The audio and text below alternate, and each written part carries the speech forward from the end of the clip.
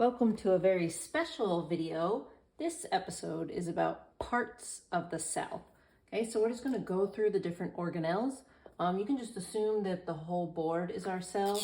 We can even draw just a membrane around the outside, right? We'll start off with an animal cell, and then we'll move into a plant cell. And so every cell has a nucleus, right? So this yellow circle is the nucleus.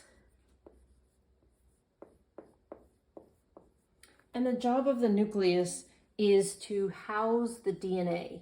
So it is going to hold all the genetic information that we pass down. And you can see that there's kind of this central part in the middle. That's the nucleolus. That's where we're going to keep RNA. The rest of it has DNA. It also has two membranes. So you can see the two layers on this line. And there's lots of little holes. These are nuclear pores.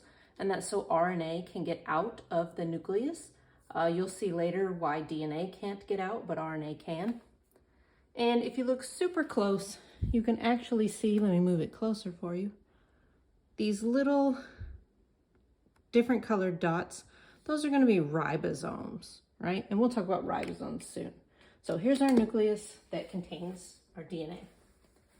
Now attached to it is what we call the endoplasmic reticulum. I'm going to put two pieces on here just to kind of make you see that it's bigger. Really, all of this would be attached.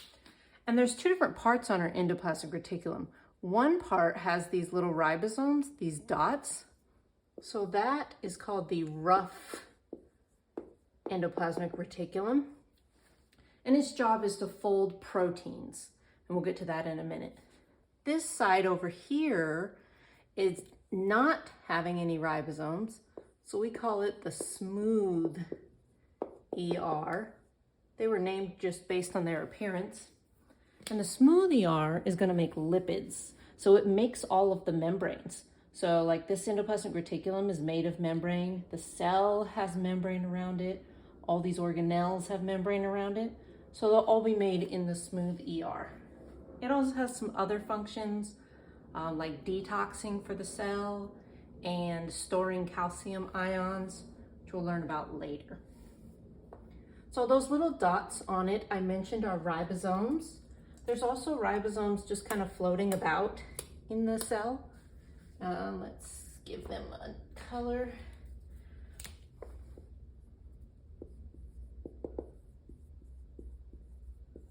And ribosomes is where we're going to make proteins at. So our RNA is going to leave the nucleus and find a ribosome. It could be a free one in the cytoplasm. It could be one on the endoplasmic reticulum.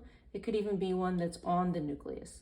And so these ribosomes, they're going to make proteins, and the proteins will go into the endoplasmic reticulum to be folded up to be a bit more functional.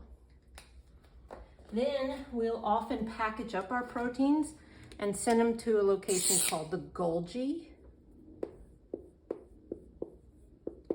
It's also known as the Golgi apparatus. The Golgi's job is to do shipping and receiving. It's like the post office of the cell.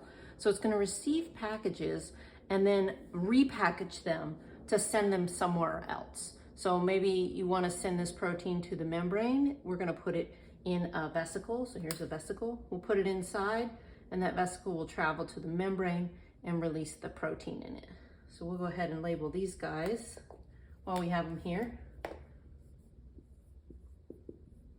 These are vesicles. And a vesicle is just kind of a box, if you will, made of membrane to carry stuff around the cells so they could go all over the place if they wanted to. Okay, we'll just leave them here for now. All right. If we're going to do stuff in the cell, we're going to need some energy.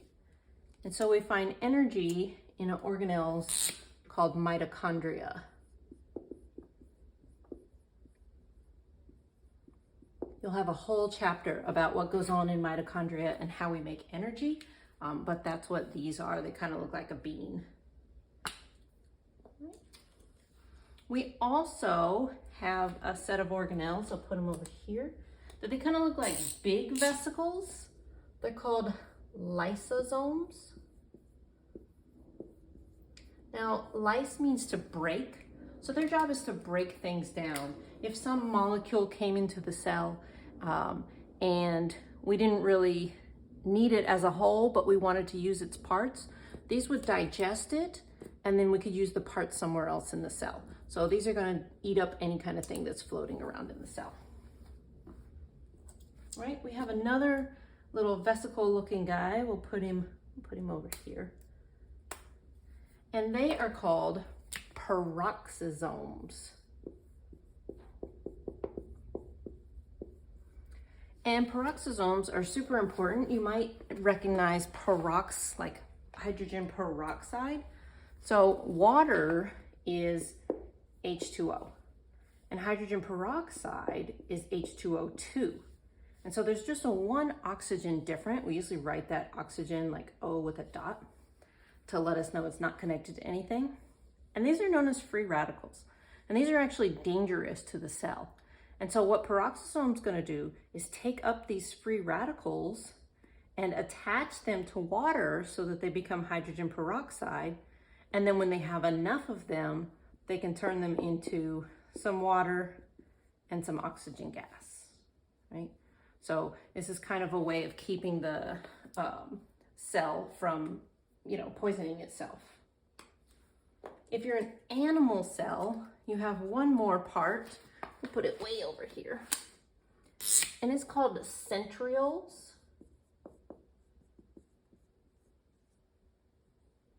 And centrioles are used for mitosis. And we'll learn about that a little later. But just remember that they're only in animal cells. In fact, lysosomes are also only in animal cells because their job really has a lot to do with fusing with the membrane. And we'll see that plant cells don't have that ability to fuse with the membrane. Okay?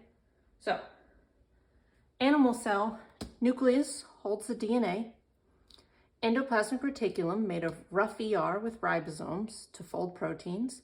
Smooth ER with no ribosomes to make lipids. There's ribosomes floating about loose. The ribosome's job is to make proteins. We have a Golgi to ship things, usually proteins, through the cell. So it's also made of membrane. It ships them in vesicles, which are just little membrane containers to move stuff in the cell. We have lysosomes that eat any kind of trash. They digest maybe a dying mitochondria, whatever, they'll digest things in the cell. Mitochondria are providing our energy for our animal cell. Peroxisomes are converting between water and hydrogen peroxide. And then centrioles are going to be used for mitosis. So let's take our same cell and just turn it into a plant cell. Instead of starting over, we're just going to make a few adjustments. So we're going to remove our lysosomes. Get out of here. We're going to remove our centrioles. And I'm going to make it more kind of squared off because that's how we usually see plant cells. Animal cells are more rounded because plant cells have a cell wall, which makes them really rigid, and that's how they can stand up, whereas we don't.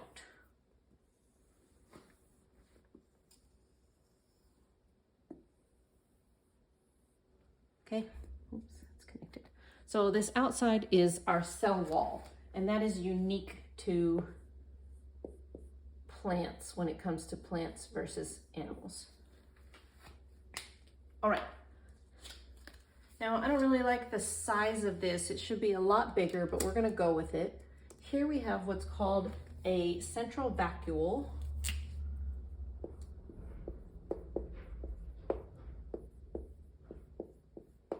And the central vacuole holds water for the cell. So plants love, love, love water. They just can't get enough of it. They can, don't overwater your plants. And usually this central vacuole will blow up to be really huge space taker-upper in the cell. So this is a little small. Maybe this one just needs some water. That's okay. The other important feature that plants have that animals don't have, oh, where am I gonna stick these? There's no room. I'll put one here. Let's just move our peroxisomes down a little bit. Put one over here. These are called chloroplasts.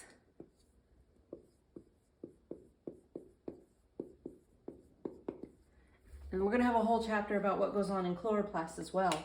But chloroplasts are the green part of the plant, and that's where the plant's going to do photosynthesis. So all the same things as an animal cell, minus centrioles and lysosomes. Okay.